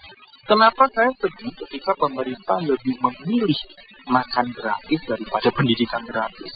Saya bilang ya teman-teman Bang Nena, satu hal yang penting. Kalau saya gini Kak Nena, untuk faktor, memang multifaktor. Jadi faktornya itu, satu jelas ada penciptaan lapangan kerja. Itu karena kita tidak ada banyak lapangan pekerjaan untuk yang bisa ditempati. Yang kedua, memang sekarang dengan penggunaan teknologi itu sudah lebih banyak menggantikan tenaga manusia dibanding menggunakan alat dan juga AI ya sekarang. Tetapi terlepas dari itu yang mau saya soroti Kak Nena adalah tadi kan bilangnya kan karena ada sarjana tak benar 1 juta atau 1 juta lebih itu terserah ya. Tapi maksudnya sarjana, kata kuncinya adalah sarjana. Kenapa ini terjadi? Karena yang pertama, yang ini yang mau saya soroti, banyak warga kita itu yang penting sarjana Kak Nena, yang penting kuliah, tanpa memikirkan jurusan apa yang diambil, sesuai nggak dengan satu ya peluang kerja, passion 1, 2 peluang kerja ke depan. Karena banyak juga yang saya dapatkan di lapangan itu adalah daripada nggak kuliah, gitu loh. Kan setidak-tidaknya sudah ada gelar S1-nya, gelar sarjana. Mereka itu tidak memikirkan bahwa setelah sarjana itu bukan akhir dari segalanya, tetapi sarjana itu adalah baru satu langkah awal untuk memulai segalanya. Nah itu yang dianggapnya pokoknya yang penting sarjana. Sehingga ketika lulus bingung lah cari kerja apa ya yang sesuai ya, yang akhirnya banyak ngambil sektor informal. Itu yang pertama kan. Yang kedua, andai kata ngambilnya sesuai pun, kemarin itu saya sedih banget Kak Nena, saya rekrutmen ya ke salah satu kampus, saya nggak usah sebutin kan, yang kita butuh ada 6 orang. Kandidatnya yang ikut rekrutmen itu 21, tapi menyedihkannya hanya 2 yang benar-benar sesuai dengan kriteria yang kita butuhkan. Kan menyedihkan banget Kak Nena. Terus yang lain itu bagaimana gitu kan? Ada 21 itu kalau dari mereka sudah ketangkep, maksudnya sudah dipanggil, itu berarti tes awal mereka secara akademis capable, gitu ya Pak? Ya? Bukan Kak Nena, bukan. Maksudnya ketika kita open recruitment ada 21 yang mereka melamar.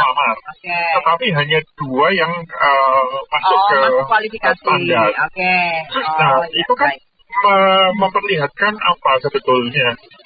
Mungkin yang kita introspeksi adalah bagaimana sistem pendidikan kita, sistem perkuliahan, karena yang tadi disebut oleh Akong ya, bahwa kita harus menciptakan pelajar atau mahasiswa yang kreatif. Ya, karena gini, kita itu terlalu banyak menghafal kan ya. Jadi banyakkan orang mahasiswa kita itu dikatakan IP-nya bagus-bagus. Makanya saya sering bercanda sama teman-teman saya kalau di bid group saya. Mungkin kalau ada IPK 10,5 itu ada IPK 10,5 gitu kan. Jadi saking tinggi-tinggi, bahkan mereka membanggakan, saya cum laude, ini lulusan terbaik ini. Tetapi ketika dihadapkan di aplikasi, di permasalahan yang nyata, mereka nggak bisa apa-apa. Nah itu yang mungkin kita harus introspeksi sistem pendidikannya. Terus yang ketiga, nah itu tadi banyak teorinya, tetapi kurang untuk prakteknya. Nah praktek itu sebenarnya ditempatkan di mana? Bekerja sama mungkin dengan perusahaan-perusahaan atau kalau di industri kesehatan ya pastinya di klinik, di rumah sakit dan lain sebagainya untuk mendapatkan pengalaman klinik, sehingga mereka tidak hanya taunya menghafal teorinya begini-begini, tapi bisa mengaplikasikan langsung ke situasi klinis di lapangan gitu. Nah, kalau tidak seperti itu, makanya kan kalau ada program pemerintah yang magang kerja, itu sebetulnya bagus Kak Nena, tetapi memang harus diakui juga dengan tidak banyak juga istilahnya kesempatan untuk perusahaan yang membuka kesempatan itu, karena memang mereka juga memikirkan kan mereka itu bukan wahana untuk belajar Kak Nena, kecuali kalau memang seperti rumah sakit pendidikan yang memang mereka ada mentornya khusus, ada staf yang ditugaskan untuk membimbing, ada pembimbing kliniknya. Nah itu beda Kak Nena. Sama sih di perusahaan lain itu juga harus ada mentornya, harus ada. Nah itu pasti akan membutuhkan satu sistem lagi. Artinya kan sebetulnya pembelajaran, tetapi tidak di dalam kampus, tetapi di masyarakat, seperti PKL. Banyak kan PKL. Nah terus kejelekannya lagi Kak Nena. Banyak yang saya tanya, kamu dulu waktu PKL suruh apa? Oh saya dapat materi tentang ini, melakukan nggak? Enggak, saya hanya mengikuti seniornya aja. Saya hanya melihat, lah kalau melihat hanya ngikuti seniornya, cuma hanya supervisi, kan kebalik kan ya, harusnya mereka yang melakukan, seniornya itu yang mensupervisi. Bukan mereka yang hanya ngintil gitu, ngikut, mereka yang melihat aja. Tentunya akan berbeda kualitasnya kalau mereka dilibatkan secara aktif untuk melakukan. Kita pendidikannya mungkin kesalahan itu bukan hanya tapi pada semua lini sih kalau saya lihat ya.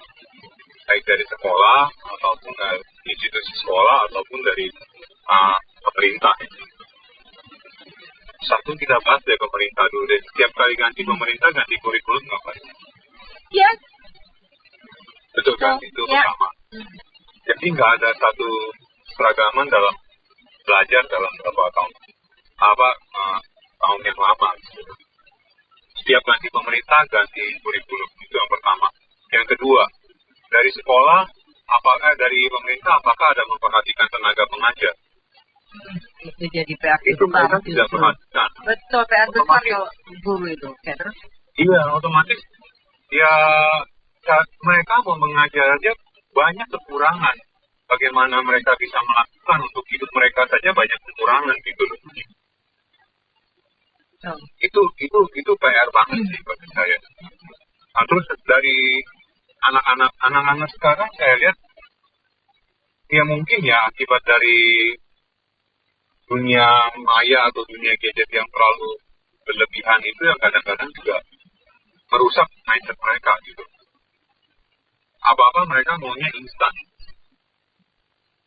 Bahkan dikasih permasalahan aja mereka cuma cari jawabannya, masalah ini jawabannya begini, tapi tidak tahu alurnya bagaimana untuk dapat jawaban itu. Itu PR banget juga kita orang tua ya.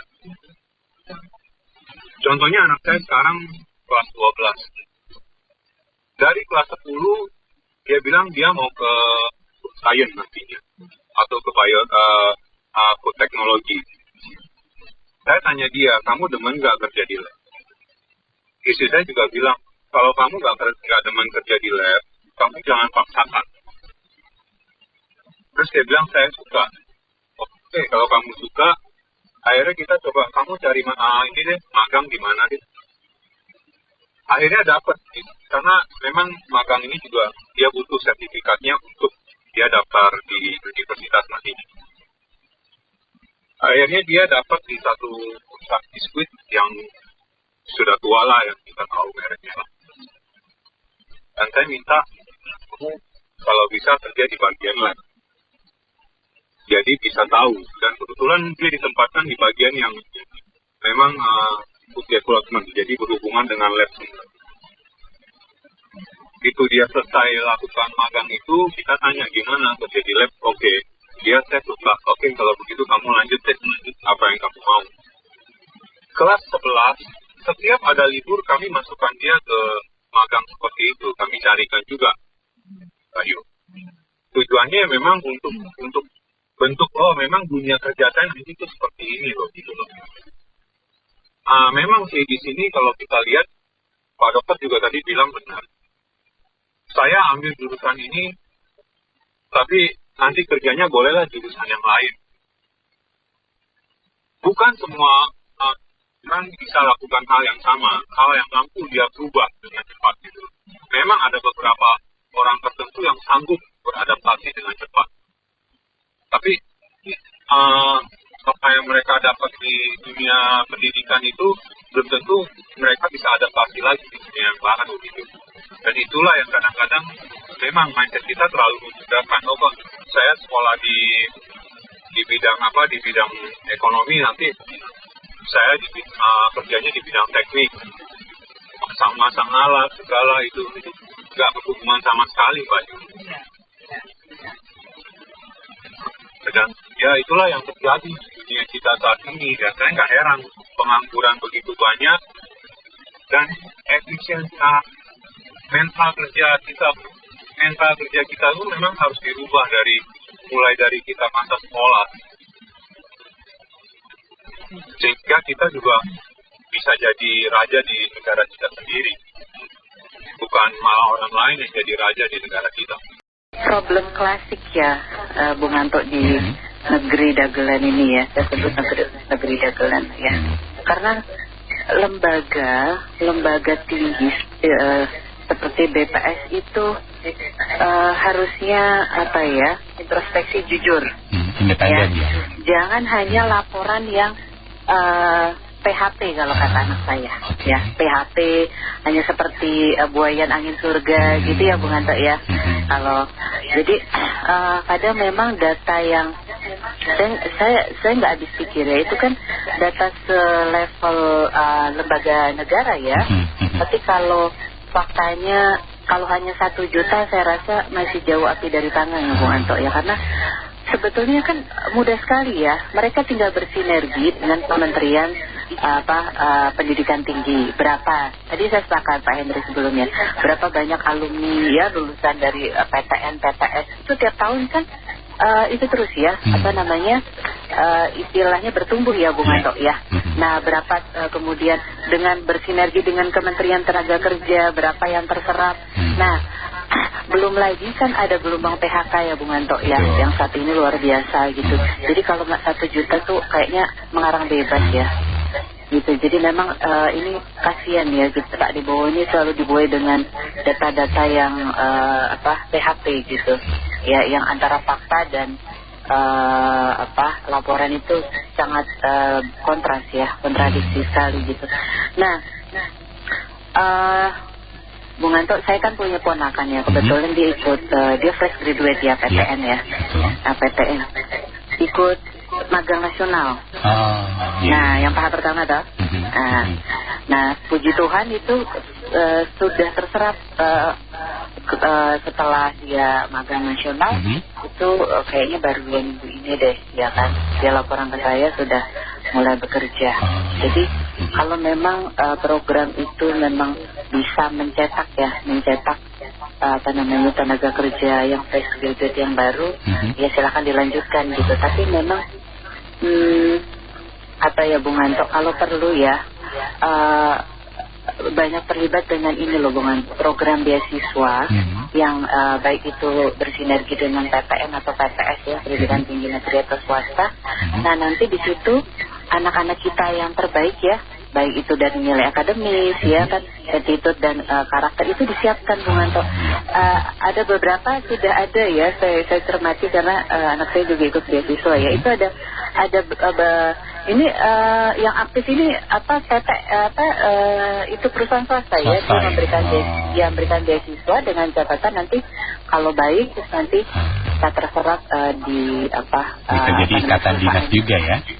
Ya, seperti itu harusnya ya, semakin banyak ditingkatkan. Jadi kadang saya cermati ya, saya bandingkan gitu dengan pendidikan di luar. Kalau pendidikan di luar itu lebih banyak skillnya Bung Anto daripada teori ya. Jadi skillnya dirangkum. Kalau di sini mungkin harus 5 tahun gitu ya, untuk 4 tahun, 5 tahun. Tapi kalau di luar itu untuk S1 tuh cukup misalnya hanya diringkas 3 tahun gitu ya. Jadi memang yang teori-teori yang kadang-kadang yang hanya sebatas yang tidak bisa maksud saya hanya teori normatif ya, yang itu perlu dikurangi. Jadi soft skillnya sebetulnya yang perlu ya. Terkadang malah harus istilahnya belajar tambahan ya, kadang meskipun kuliah tapi tetap belajar tambahan. Kadang-kadang mereka setelah fresh graduate itu belum siap kerja karena apa? Karena itu tadi skill yang apa yang dibutuhkan industri itu nggak ini gitu loh Bung Anto, ya tidak, ya kalau perlu ya sebetulnya ini ya ini makanya saya bilang Kementerian Tenaga Kerja ini mau nggak melakukan ini gitu ya, atau hanya asal duduk di kantor terima laporan. Kalau perlu ya itu semua PTN atau PTS ya itu ditambahkan ya dosen-dosen pengajarnya itu memang yang sudah ini Bung Anto, maksudnya praktisi. Nah, praktisi di bidangnya gitu loh, ya kan? Misalnya dari ekonomi bisnis gitu ya, itu ambil dosen yang memang praktisi di bidang bisnis untuk mengajar gitu kan. Jadi memang lebih banyak skill gitu ya, keterampilannya. Itu sebetulnya PR ya. Terus Bung Anto, sebenarnya PR-nya banyak banget ya kalau saya catat saya. Itu banyak gelombang PHK itu karena ya banyak ya sekarang ya. Saya sedih ya kadang-kadang emak-emak itu cerita, aduh anak saya di PHK nih ya. Jadi BPS itu ngapusi ya, nggak jujur itu dosa itu ya. Jadi banyak sekali gelombang PHK. Nah khususnya kadang yang PHK itu Bung Anto karena eksiden kecelakaan kerja ya. Entah karena suatu kecelakaan kerja jadi akhirnya menjadi disabilitas gitu ya. Itu juga catatan saya juga itu ada persentasinya lumayan ya. Nah itu juga perlu diakomodir kan. Menurut undang-undang kan ada 1-2% ya, sekitar 1-2% gitu. Terus kan harus menampung ya yang kategori pekerja disabilitas yang mungkin karena itu tadi eksiden kerja kan sudah di atas usia produktif ya. Nah itu catatan saya belum terakomodir juga. Ya saya akui itu BPS memang kadang juga kita kan gini, kita nggak percaya tumbuh 5,6 kuartal pertama 5,61 kemudian sekarang 5,21 rekor ya. Tapi kan itu ternyata apa yang kita rasakan ini semakin susah, bisnis semakin, omset semakin turun, margin semakin tipis, kan itu kenyataannya ya. Tapi BPS ya BPS itu kamu cek deh ke ekonom yang lain, mereka juga mau nggak mau ya pakai data. Kecuali kamu punya perangkat secara nasional bisa melakukan survei. Kan survei dilakukan juga dengan sampling, nggak mungkin lu hitung satu-satu. Bukan dengan cara lulusan berapa terus lowongan kerja, nggak begitu mudah. Di tengah-tengah itu ada yang pabrik tutup, ya, ada yang kerja nggak lapor, kerja informal tapi dia kaya raya. Jadi itu di dalamnya kompleks. Ini angka ini memang kita pegang dulu, ya, 1 juta lebih itu S1, ya, yang kerja pun mungkin juga nggak safe, ya, masih bisa turun peringkat, gampang sekali. Jadi ini sebenarnya esensi dari berita ini ditangkap sebagai bahwa lapangan kerja di negara kita ini fragile, ya, sangat ringkih, nggak stabil. Deindustrialisasi sedang berlangsung, ya. Dulu zaman Pak Harto pertumbuhan ekonomi 1% itu bisa menyerap 500.000 pekerja. Zaman dulu, zaman 40 tahun lalu. Karena apa? Karena zaman itu belum digital, semua pakai manual, ya. Kalau 1% itu pasti kan orang udah datang ya, buka pabrik ya, butuh pekerjanya banyak. Ya, sekarang sampai pertaniannya dia pakai drone kok, pakai teknologi, jadi nggak butuh banyak pekerjaan. apalagi industrinya meredup karena kelalaian pemerintah menjaga sustainability-nya, ya, kehidupannya berlangsung terus. Kan inginnya kejar angka ya, cari yang baru. Contohnya paling gampang ya sekarang mobil listrik, ya. Memang kita nggak bisa pungkiri, ya, itu perkembangan teknologi kendaraan bermotor ya udah kayak gitu, memang pakai baterai listrik, ya, dan dia bisa lebih murah, itu intinya, ya. Ini tentunya kita setuju lah bahwa itu hal yang nggak bisa ini. Tapi sadar apa enggak, itu mengorbankan industri yang sebelumnya sudah ada, sudah existing. Artinya ini terjadi kanibalisasi industri, ya. Ini bukan cuma sepenuhnya salah pemerintah, ada yang karena dari faktor teknologi, ya, perubahan tingkah laku konsumen, tapi banyak sekali juga karena tingkah laku pemerintah, ya, ingin cari pemasukan banyak, komitmen yang sudah dilakukan dengan smelter nikel, mau dinaikin tarifnya segala macam. Jadi ini mesti dikritik hal ini, bukan kritik BPS-nya. BPS-nya yang ada guna lah, dia gonta-ganti juga tiap tahun begitu. Oke, silakan Pak Sugi. Oke, jadi gini Bung BR, ada dua sisi nih. Tokoh kita nih, sarjana banyak yang nganggur yang Bung BR. Nomor satu, kalau dari data nih yang sudah saya baca, juga mungkin pendengar, Pak FM, Bung BR juga udah baca, itu sebagian besar kan sumbernya dari sarjana yang kategori umum ya Bung. Sarjana kategori hukum umum seperti apa tuh? Umum ya. Satu manajemen umum. Kedua akuntansi. Jadi bukan spesial yang teknikal ya. Gitu. Jadi karena dia umum dan oleh kampus, ini tidak dibekali oleh sertifikasi Bang. Sehingga ketika mereka berkompetisi di luar, bukan satunya ya, tapi opportunity pertama itu mereka masuk ke dalam namanya manajemen MT Bang. Jadi company banyak buka yang namanya manajemen MT untuk fresh graduate, tapi ini saringannya super ketat Bang. Jadi pertama harus dari universitas terkenal. Terus pasti ada tuh syaratnya tuh. Kedua, IPK-nya minimal 3,5. Nah kalau Bung PR IPK-nya kayak zaman kita dulu Bang, 2,5 ya lewat Bang. Pasti Kak saring ya. Gitu. Belum tahapan, waduh itu luar biasa Bang. Mendingan yang kemarin tuh Bang, jadi tim ses lang jadi komisaris Bang. Untuk level ini itu bisa sampai 7-8 proses Bang. Untuk bisa jadi MT, dan MT belum jaminan ya, karena nanti akan ditempatkan di beberapa departemen di perusahaan tersebut. Jadi banyak yang buka MT untuk proses itu. Nah, proses kedua kita bersyukur Bang, untuk menampung sarjana-sarjana adik-adik kita ini, pemerintah buka yang namanya magang. Permagangan. Nah, magang ini berfungsi dua Bang. Satu memang untuk membangun si adik-adik kita ini untuk culture bekerja. Kedua mengurangi pengangguran. Ketiga adalah mereka dapat income Bang, betul kan? Terus yang keempat ini kalau yang bagus-bagus di perusahaan-perusahaan swasta, kalau BUMN saya belum tahu ya Bang, itu banyak diambil Bang. Nah ini kembali kepada pribadi masing-masing. Jadi memang sekarang ini kalau kita bicara melihat pertumbuhan ekonomi, ini memang nggak balance Bang dengan posisi kesempatan didapat oleh adik-adik kita yang lulusan S1 ini, karena ada banyak faktor tadi. Jadi ini nggak bisa digeneralisasi, ekonomi tumbuhnya seperti apa kita nggak tahu, karena ini kan data dari BPS ya Bang. Betul. Satunya sumber yang kita dapat di situ. Randomnya gimana, samplingnya gimana kita nggak tahu, tapi kita percaya aja lah karena nggak data lain. Tapi kalau bicara sisi yang ini, kompetisinya luar biasa Bang. Kalau saya lihat di profesional di LinkedIn gitu ya Bang ya, satu posisi itu waktu itu Pak Ibu Kamdani ya, Sita Kamdani mengatakan 20, faktanya bisa 200 Bang.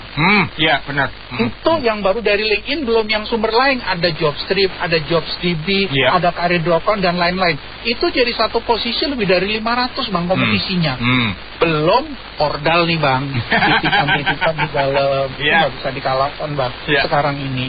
Jadi bagaimana kalau nanya saya Pak Sugi penyelesaiannya mau tidak mau adalah adik-adik mahasiswa kita ini, nah pemerintah ini turun Bang, mensertifikasi adik-adik kita nih, tanyain, yuk akuntansi mau jadi apa nih sertifikasinya, audit kah atau apa, internal audit banyak dibuka Bang, ini backgroundnya akuntansi, kontrol atau apa, ini disertifikasi Bang, ditambahin. Nah, yang manajemen umum lulusan kayak saya, ada kan itu ada SDM, ada produksi, ada marketing, ada finance, ya Bang ya. Nah, ini di sertifikasi mau kemana? Karena ini 0 Bang. Itu secara skill 0. Belum lagi nanti berikutnya yang administrasi Bang.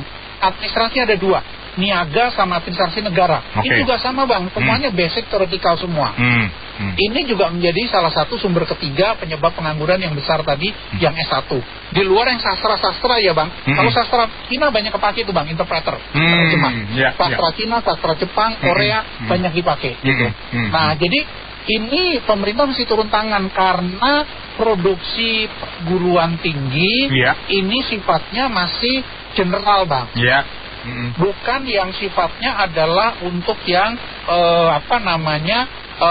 yang sudah dengan kompetensi. Gitu. Jadi ini yang mesti dilihat oleh pemerintah, jangan lihat data itu harusnya langsung turun. Satu tadi buka magang sudah benar Bang. Itu salah satu nanti mengarahkan spesialisasi. Nah, kemudian ada program lagi yang banyak dari lembaga-lembaga yang buka untuk program-program kayak BI itu buka Bang, BRI buka, Mandiri buka. Tapi seleksinya luar biasa sulitnya Bang. Belum yang titipan orang dalam lagi Bang, yang nomor kita dilingkarin Bang. Itu penyakit itu Bang. Anak saya proses itu sampai level 7 ya Bang. Ditanyain sama teman saya, Pak Sugi mau nitip nggak? Kalau nggak nanti di level 7 Pak Sugi digagalin gitu. Saya bilang nggak usah lah Pak, saya bilang gitu. Kalau nggak saya gantungin nih nomornya gitu. Nggak usah Pak, saya mau anak saya biar normal-normal aja. Lulus nggak Bang? Enggak Bang. Gitu lah katanya. Jadi ini ada solusi, ada kondisi terlepas dari pertumbuhan ekonomi. Melihat situasional seperti ini karena memang nggak siap untuk mau masukkan di mana kalau manajemen umum Bang. Gitu Bang. Paling administrasi, customer service itu anak SMA bisa gitu, anak D3 bisa. Ngapain mesti S1? Tetapi banyak sekali yang S1 ini kampusnya kita nggak tahu begitu banyak, entah negeri entah swasta gitu ya Bang ya. Tetapi umumnya ini general Bang. Kan saya produksi itu Bang, jadi saya cerita nih Bang. Kalau nggak mempersiapkan diri menambahkan. Jadi zaman sekarang BNSP ada sertifikasi bagi yang punya duit nih, orang tuanya kalau ada yang pendengar, silakan anaknya disertifikasi mau kemana, tanya anaknya. Yang mau di logistik, ahli di marketing, ahli di AI. Kan zamannya AI ini Bang, anak-anak muda genset nih. Mau di apalagi nih Bang, di desain, mau di apapun. Anaknya itu maunya apa? Yang penting jangan jadi pengacaranya aja Bang. Saya mengingatkan dari segala itu nggak bisa duit orang tuanya gitu kan. Siap. Ini mesti ada triknya dari orang tua, juga dari pemerintah tadi menurunkan itu di sertifikasi Bang bagi yang mau. Nah, itu akan sangat besar sekali bekerja sama dengan perusahaan-perusahaan, dengan industri, siapa yang bisa nampung. Nah, masalahnya kalau industrinya nggak tumbuh, nah daya serapnya ini Bang, karena industri itu beda dengan PNS. PNS segera dibuka, tapi ngabisin anggaran lagi Bang. Dari Pak Presiden kita 4.000 triliun ya Bang, kalau nggak salah Bang. Nah, ini ada lokasi ke sana nggak? Karena juga kalau dibuka lagi posisinya yang honorer juga banyak Bang. Kemarin di daerah aja kekurangan dana kan Bang, itu ditransferkan, diminta oleh Pak Mendagri kepada Menkyu berapa triliun itu, di drop lagi untuk bayar gajinya. Nah, ini bagaimana prosesnya supaya bisa ditambahkan di situ. Jadi peluang-peluang ini, dan kita juga bersyukur walaupun nambah anggaran. Contoh Bang, di Kemenhan itu buka batalion PP banyak sekali tuh Bang. Itu juga kesempatan buka lapangan kerja. Mungkin banyak yang bintara-bintaranya S1 sudah masuk ke sana, tapi seleksinya kita tahu sendiri juga ketat kan masing-masing. Jadi ini proses yang mesti diselesaikan oleh pemerintah. Begitu melihat, waduh, produksi S1 saya, nah salah satunya tadi Bang, sertifikasi kerjasama gitu ya Bang, dengan perusahaan-perusahaan atau industri, pemerintah buka lagi, magang lagi ditambahin, supaya ini bisa keserap dengan sangat cepat Bang. Jadi ini nanti nggak terlalu related ya Bang menurut saya dengan pertumbuhan ekonomi Bang, karena yang harus ada adalah kita suka lihat ada indeks manufacturing ya Bang, yang suka Pak Sefan sampaikan ya pertumbuhannya ya Bang. Itu malah menolong Bang. Gitu. Karena begitu industrinya tumbuh, itu pasti membutuhkan tenaga kerja baru. Banyak pabrik-pabrik baru gitu ya Bang. Itu banyak membutuhkan di situ Bang. Oke. Gitu, Bang. Siap kalau Gitu, begitu. Bang. Pastinya terima kasih Pak Sugi. Sudah secara komprehensif. Selalu. Ya, thank you Pak Sugi.